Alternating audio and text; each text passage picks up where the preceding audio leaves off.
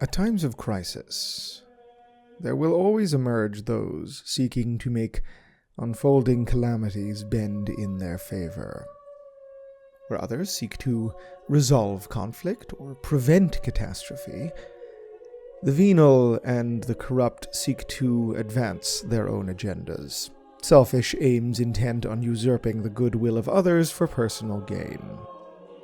Acts wholly immoral are these, for ultimately, in the minds of such individuals, the arc of the universe bends solely towards them.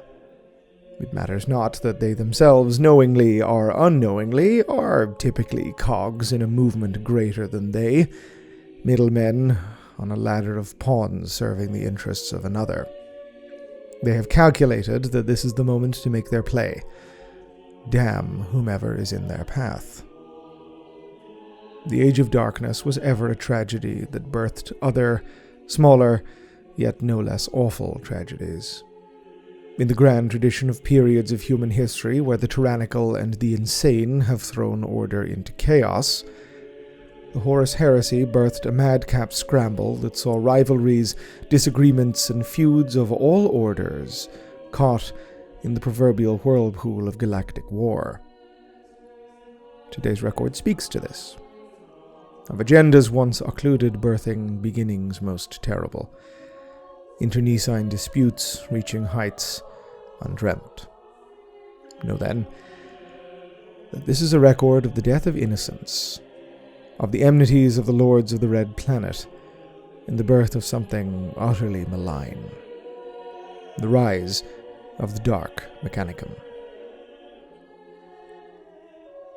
Elaborated on in one's previous record, the Death of Innocence marked in dark cataclysm the beginning of the Age of Darkness on Mars.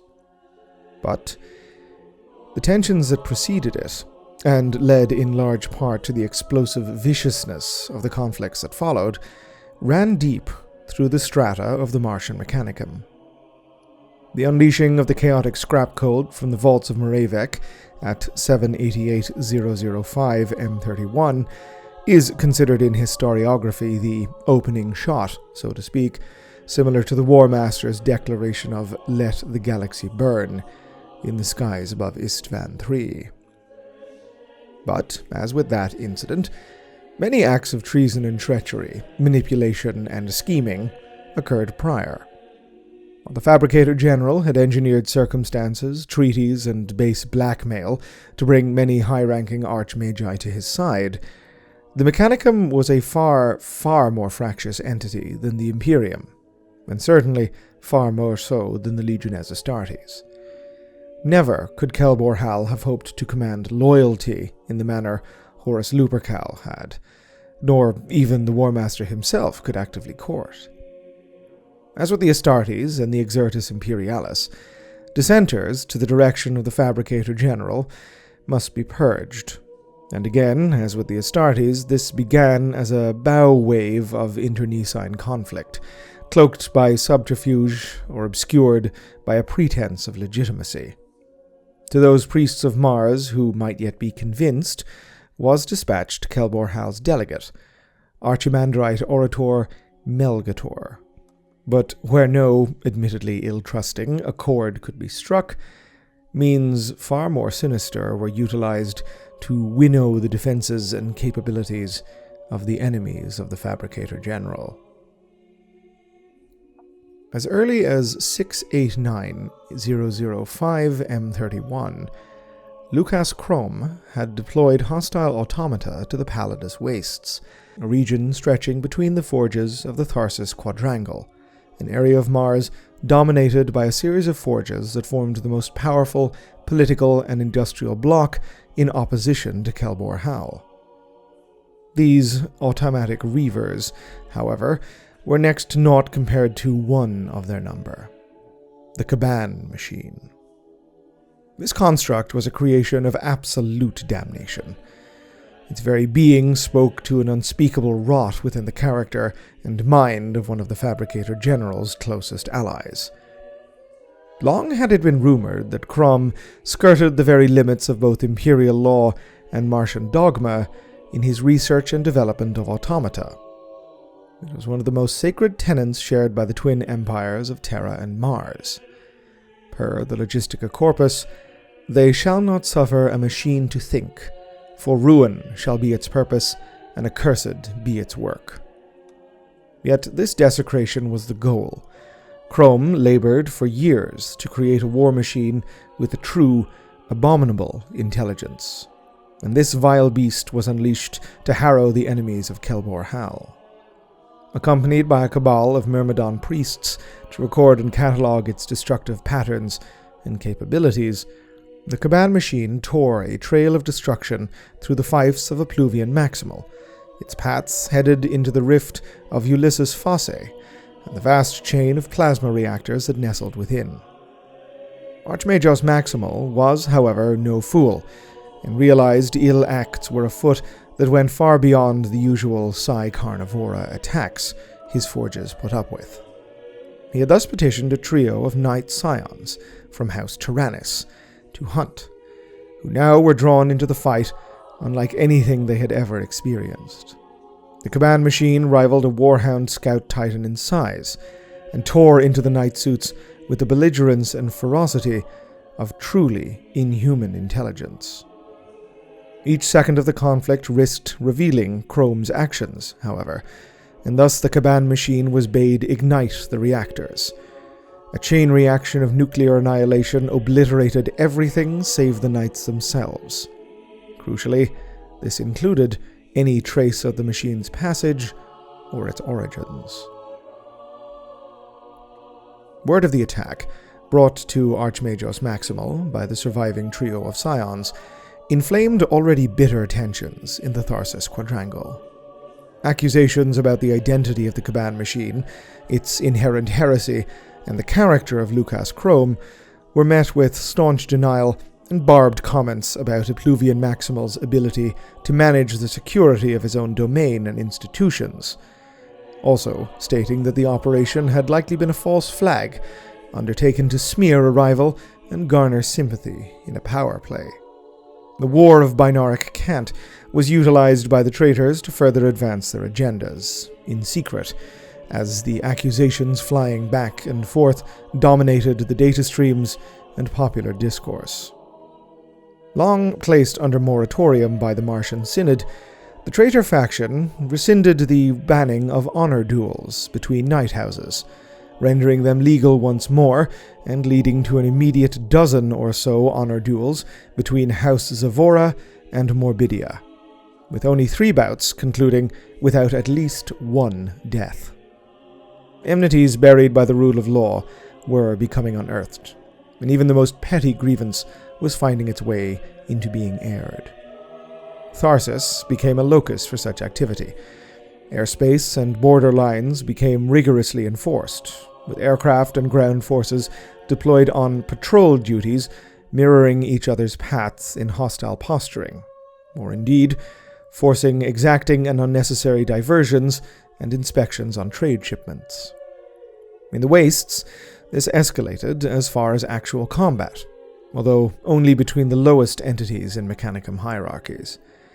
Tech Thrall battalions and Vorax hunter automata, typically deployed to hunt Psi Carnivora, now had their seeker protocols subtly rewritten to target those of the opposing forge veins. Perhaps the most dangerous of these powder kegs was the feud between the Titan Legios, Mortis and Tempestus. Rivals wholly ancient, the Legios were part of the triad Ferrum Morgulus, along with the Legio Ignatum. They were the oldest Titan Legios in existence, and their hatred for each other was as profound as their legacies. Their domains bordered one another, 2 vast regions split by the ancient Tempest Line, an inviolate boundary that Mortis had for months been conducting supposed training exercises ever closer to. Mortis Princeps Penultima Camulus, commander of the Legio on Mars, had repeatedly answered the summons of Tempestus's Grand Master, Indius Cavallerio, to account for his Legio's actions, but this had only inflamed tensions further, as these interactions were, shall we say, far from cordial, nor entered into with even a modicum of good faith. The Death of Innocence thus rendered into unholy cataclysm a situation that had been perched on a knife edge for months, tensions exacerbated and wielded by the traitors to destabilize their foes ahead of any actual, overt operations to follow. The scrap code unleashed by Kelbor Hal, however, was not indiscriminate in its application of wicked destruction. With malicious warp-born intelligence, it attacked only those forges who were known to bear closer loyalty to Terra than the Fabricator General, or those who were known to worship the Emperor as Omnissiah, or those whose loyalty simply could not be determined one way or another. To the allies of Kelbor Hal, it did not bring annihilation and sabotage, but rather change. Many traitorous magi found their minds warped and expanded, their concepts of reality shattered, rebuilt into new forms beyond mortal understanding. Into their systems flowed the scrap code, seemingly enhancing as it went, yet causing curious, inexplicable, and malefic new functionalities. The traitorous priests and their charges were left in the scrap code's wake changed beings, wholly more bellicose, wicked, and cruel than they had been before. As millions died across the Red Planet, the screams of their deaths were accompanied by the laughter of magi glutting themselves on something utterly new and wholly terrible. With the fires of the Death of Innocence came the birth of a new Dark Mechanicum. But as a deluge of anti-binaric genocide rolled across the wastes and forges of Mars, several domains that bordered Kelbor Hal's Olympus Mons powerhouse emerged as being unpredictably resistant to the rampages of the scrap code. The forge fanes of Zagreus Cain, Koriel Zeth, and Appluvian Maximal were largely unscathed by the malicious actions of the chaotic Data Djinn, although the latter had been sorely wounded by the attacks of the Kaban Machine previously. The trio, who had, prior to the Death of Innocence, formed the largest political and ideological bloc opposing Kelbor Hal, had each become early adopters of High Adept-Macrotek Zeth's pioneering noosphere technology. A wireless informational transfer system of unparalleled speed and accuracy, the noosphere was Koriel Zeth's greatest work thus far, a technology recovered initially by the mentor of her own mentor in the ancient Gyptus reaches of Terra. It was more efficient and direct even than binaric cant, and considered near lossless in its clarity of informational packets transferred between users or cogitators. Despite this, its origins, clearly lying deep within the dark age of technology, meant its adoption stove into the headwinds of the more hardline elements of Mechanicum ideology. The most reactionary and conservative factions, often spearheaded or quietly supported by Kelbor Hal, opposed its broad adoption.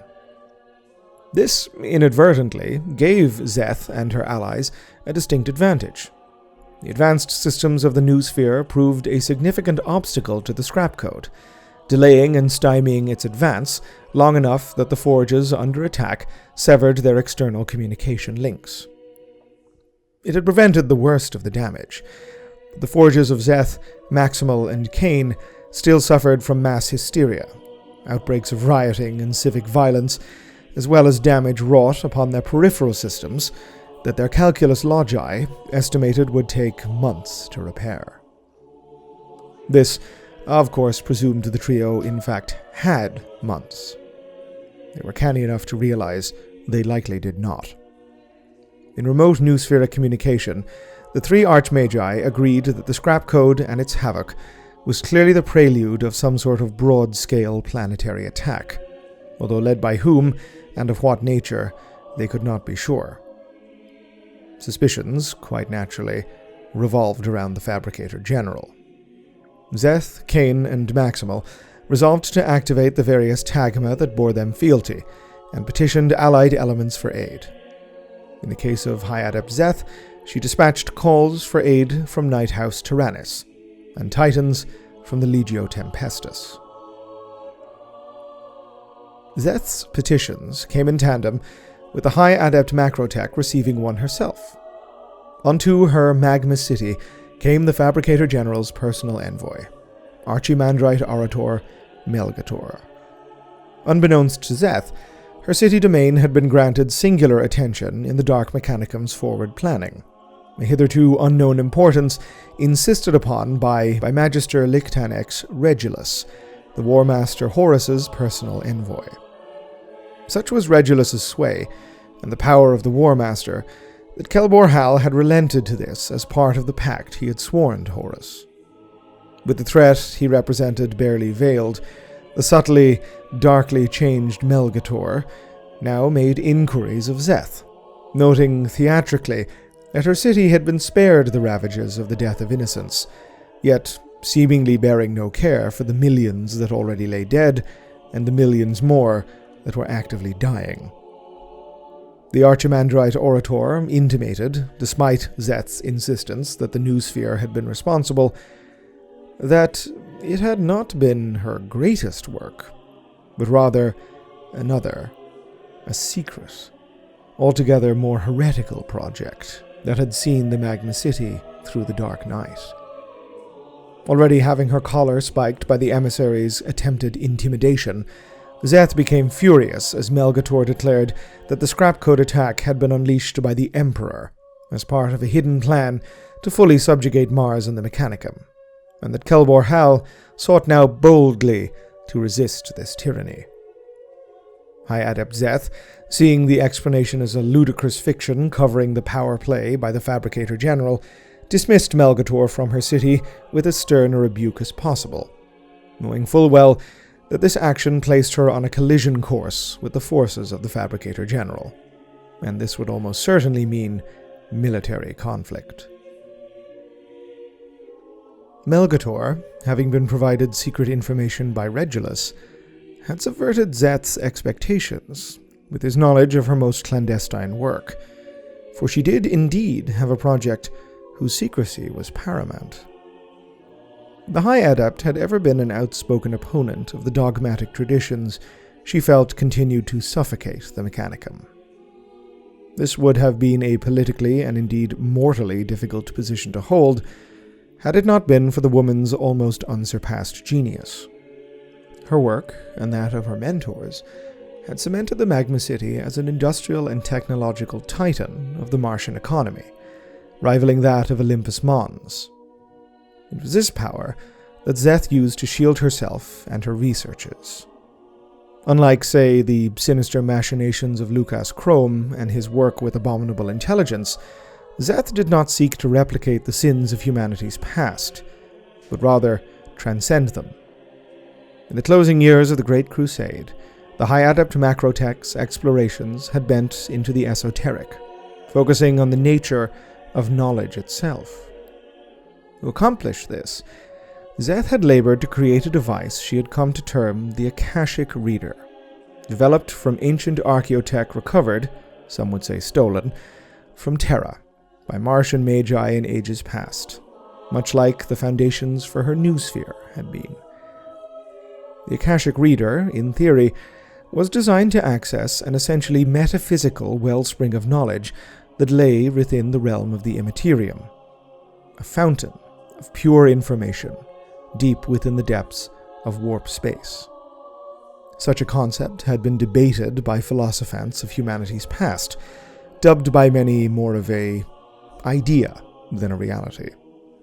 According to Zeth's research, it was no mere philosophical. It was entirely real. The device would use pure etheric energy, raw warp forms, channeled through thousands of caged psychers in order to accomplish its purpose. This latter aspect alone, not to mention the very idea of the reader itself, raises several questions. The source of the device's power, was to be the Astronomicon itself. The psychic beacon by which the Emperor guides the fleets of humanity through the warp, the Astronomicon was on the proverbial doorstep of Mars, at least in relative galactic terms, making it ideal for Zeth's purposes. Essentially hijacking a fraction of the light of the Emperor himself beggars belief, but so too does Zeth's pursuit into realms of technology strictly controlled by the Imperial household. Indeed, so too does her access of the human psyker batteries that would aid the device in its operation. To acquire so many psychically sensitive individuals means that the High Adept had access to, and contacts within, the Adeptus Astra Telepathica, and the League of Black Ships. This would, in turn, means she would have had to be granted essentially leeway by that organization's Divisio Investigatis, the Anathema Psychana, or Sisters of Silence in Low Gothic. There is fundamentally no means by which the High Adept could have developed her device upon Mars, utilizing the power source it did and the components it had, without the tacit approval of the Imperial household and one of its closest and most rigorously controlled subordinate organizations. Such a thought leads one to one of two explanations. That High Adept Zeth was working on behalf of the Emperor himself, or Horus Lupercal. Given the Dark Mechanicum's intelligence on Zeth's Akashic Reader, as closely, if not more closely guarded a secret than the Kaban Machine, intelligence provided by Regulus, and thus Horus, it is possible that in the final years of the Great Crusade, the War Master had utilized his position to supply Zeth with the tools and human resources she needed to finalize her device, concealing its existence in the very system that the Emperor currently resided within. Such an explanation, though difficult to stomach, certainly provides some means of understanding why the Dark Mechanicum placed such importance on the capture of the Magma City in the weeks to come, when it could have simply annihilated the metropolis from afar. Horus, and thus Regulus, would have been nigh desperate to seize such an unprecedented and uniquely powerful technology, and one that they had had a significant role in facilitating the creation of. Mere days passed before Archimandrite Melgator returned once more to the Magma City, but the envoy of the Dark Mechanicum did so now at the head of a vast military host. From a massive insectoid macro-carrier, Melgator drove forth phalanxes of tech thralls, silent myrmidon covens, and automata of all classes. All were marked, to greater or lesser degrees, by the corruptive influence of Morevek's scrap code. Nanite ichor frothing from orifices, crackling arcs of dark energy sparking between mechanical enhancements, and halos of etheric discharge manifesting at random. Accompanied by Magister Lichtenex Regulus, the voice of the War Master, the host alighted the Typhon Causeway, the only entrance to the Magma City from the south. The Dark Mechanicum saw no interest in veiling its nature, or its intentions. Negotiations with High Adept Zeth had failed. Now came time for an ultimatum. At the face of the Vulcan Gate, portal immaculate to the forge fane of Koriel Zeth, the traitors, borne forth on an abeyant, delivered the final demands of the Fabricator General. High Adept-Macrotek Zeth was to accompany them to Olympus Mons, to stand trial for techno-heresy, apostasy before the machine god, and dereliction of her feudal obligations. Each accusation was delivered in both augmented flesh voice and binaric cant, and each was accompanied by howling waves of scrap code that sought to sunder the new spheric wards of the Magma City. The actual remarks delivered by the emissaries were mere theatrics. The Dark Mechanicum had already decided to wrest control of Zeth's city for its own aims. The speeches of Melgator were a delivery vector for scrap code, which, augmented now by the sinister cyber-theurgy of Regulus, proved far more potent than the initial attacks during the Death of Innocence. Weapon emplacements surrounding the Vulcan Gate powered down, infected by the pernicious anti-binaric. As a final battery shuddered into inactivity, Zeth herself marched out of the vast portal to deliver her rebuke. Scorn she poured upon the Dark Mechanicum's demands, wholly rejecting Kelbor Hal and his traitorous machinations. She affirmed her loyalty for the Emperor as both the Master of Mankind and the Omnissiah. In defiance, and emerging to accompany her words, came a dozen knights of House Tyrannus, recently arrived and sworn to the defense of the city and its mistress. Furious, Regulus drove forth the scrap code with his cyber-theurgy, but the knights had shut down all incoming links, providing the code with no network port with which to infect their systems. Melgator and Regulus retreated. High Adept-Zeth's position had been made abundantly clear. The emissaries of Kelbor Hal and Horus were unwilling to risk their own lives against the guns of House Tyrannus. Zeth ordered no pursuit mounted. It has been debated by many that at this point she perhaps held some slim hope that full-scale war could yet be avoided. If this was the case, the High Adept was gravely mistaken. Her public rebuke to the demands of Olympus Mons proved the perfect opportunity for the Fabricator General to throw off all pretense of restraint. Across Mars, forces loyal to Kelbor Hal and Horus began to march. Ancient enmities were acted upon. Rivalries centuries or millennia old in the making soon found themselves on either side of the loyalist and traitor divide. Those loyal to Olympus Mons were empowered by the malefic touch of the scrap code, glutting themselves now upon hapless loyalists in orgies of destruction. Already wholly debilitated by the rampages of the scrap code, Forge Fanes fell by the dozen. The might of Kelbor Hal's allies were unstoppable in their gleeful furies. Everywhere did slaughter reign. As the red planet burned in fires dark and terrible, Koriel Zeth drew up plans for the defense of the Magma City. Plans she knew would only amount to a defiant last stand in the face of absolute annihilation. Yet one she resolved, grimly, to carry out nevertheless. Until such a time as one may relate further tales of the Death of Innocence and the Schism of Mars, until such a time as one can bear to relate the doom of the Magma City. Ave Imperator. Gloria in excelsis terra. This video and this channel were made possible thanks to the very kind donations and support from my Patreon subscribers. If you'd like to help support the channel, head on over to patreon.com/Oculus Imperia. If you'd like to receive more updates about the channel and any future videos, you can contact me or follow me on Twitter at Oculus Imperia. Otherwise, please like, subscribe, comment, let me know your feedback, and as ever, thank you very much for watching.